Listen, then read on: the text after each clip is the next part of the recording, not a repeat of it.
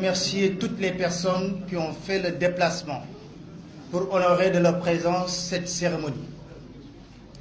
À l'occasion de son premier discours à la nation, le 3 avril 2012, le président Macky Sall déclara solennellement, je le cite, « S'agissant de la gouvernance économique, je serai toujours guidé par le souci de transparence et de responsabilité dans la gestion vertueuse des affaires publiques.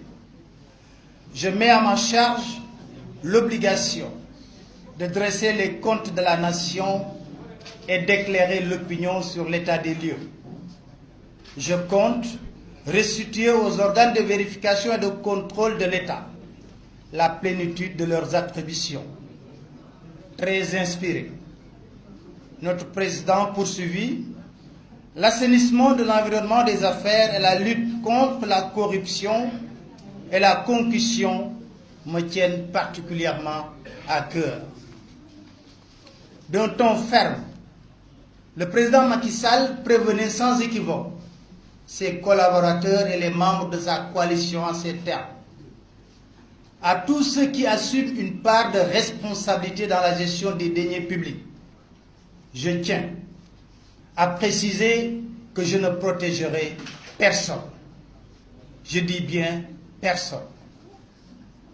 Il engageait ensuite fermement le gouvernement à ne point déroger à cette règle. Ce discours du président Macky Sall avait suscité à l'époque bien des espoirs. Ne s'arrêtant pas en si bon chemin dans sa croisade contre la malgouvernance, le président, dans une interview accordée au magazine hebdomadaire Jeune Afrique, persiste et signe. « La rupture pour moi n'est pas un slogan, c'est un comportement, celui que les dirigeants de ce pays doivent adopter. Humilité, sobriété et rigueur doivent régir notre action politique. Je vous assure qu'il s'agit bien là d'une rupture profonde avec les pratiques en vigueur sous mon prédécesseur. » C'est toujours le président Macky Sall qui parle. Avant d'asséner avec vigueur, avec moi, tout va changer. Les Sénégalais ont réclamé une gouvernance plus vertueuse, plus sobre, plus transparente. Nous avons l'obligation de rendre des comptes. Personne n'est au-dessus des lois. Le temps de l'impunité est révolu. Alliant donc la parole à l'acte pour prouver ses bonnes intentions, le lundi 21 mai 2012, le président Macky Sall annonça la mise sur pied d'un office national anticorruption, OFNAC, qui a pour mission de prévenir et de lutter contre la corruption et les infractions assimilées, dans le but de renforcer le dispositif stratégique de la gouvernance publique. Au cours d'une rencontre avec les inspecteurs généraux d'État et les membres du gouvernement, le chef de l'État déclare de manière solennelle: l'OFNAC, qui va être bientôt créée, sera une autorité indépendante, dont la mission consistera à la prévention et la lutte contre la corruption et les infractions connexes. L'OFNAC sera chargée de promouvoir l'intégrité et la probité dans la gouvernance publique.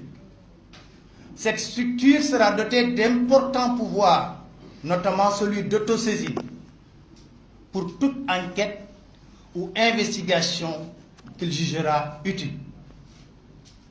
Avec la même verve, le président Macky Sall ajoute: d'ailleurs, je préviens tout le monde, l'OFNAC va aussi publier ses rapports. Pourtant, le Sénégal compte un nombre conséquent d'organes de contrôle, comme l'Inspection générale d'État, la Cour des comptes, qui heureusement a publié ses rapports hier. Depuis 2014, la Cour des comptes n'a pas publié ses rapports en violation de la loi. On a aussi la Cour de répression de l'enrichissement illicite. On a la cellule nationale de traitement des informations financières, l'autorité de régulation des marchés publics, la direction centrale des marchés publics. et tout naturellement le dernier né, l'Office national de lutte contre la fraude et la corruption, OFNAC. Tous ces organes sont dotés de pouvoirs qui devraient leur permettre, faute d'éradiquer la malgouvernance, ce qui est une gageure, au moins, de la faire reculer notablement dans notre pays. Malheureusement, tel est loin d'être le cas. En atteste le dernier rapport sur l'indice de corruption qui place toujours le Sénégal dans la zone rouge. D'ailleurs, les Sénégalais s'interrogent même sur l'utilité de cette pléthore d'institutions de contrôle et se demandent à quoi elles servent finalement. La création de l'OFNAC avait suscité beaucoup d'espoir, mais il subsistait toujours une interrogation légitime.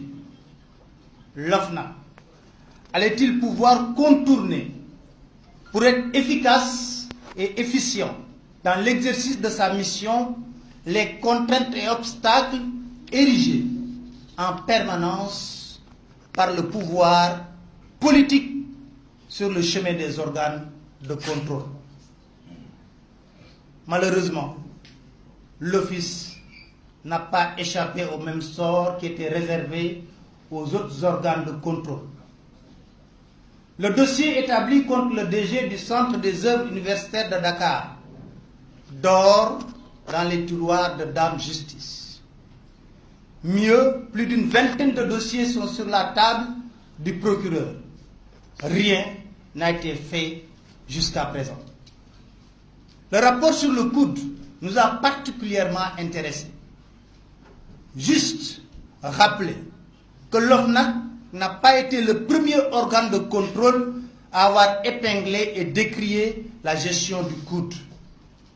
En vérité, le coude peut être assimilé à la vache à lait de ses directeurs au service de tous les régimes qui se sont succédés à la tête de ce pays. La polémique soulevée par le rapport de l'OFNAC sur la gestion du coude nous a poussé à vouloir en savoir davantage, ce qui a donné naissance à ce livre. Un livre qui s'est basé intégralement que sur le rapport produit par l'OFNAC. Nous voulons ainsi permettre à chaque Sénégalais, après lecture, de se fonder sa propre conviction. Telle est notre modeste ambition. Nous ne nous targuons pas d'être des journalistes d'investigation.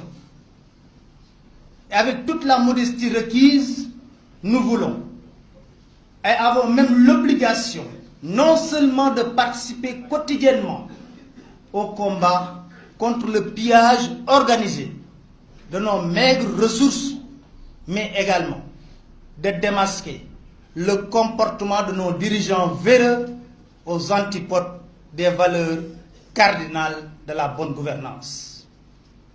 Je voudrais terminer mes propos en remerciant M. Modignan, l'oncle qui, malgré son état de santé fragile, m'a fortement encouragé dans mon travail.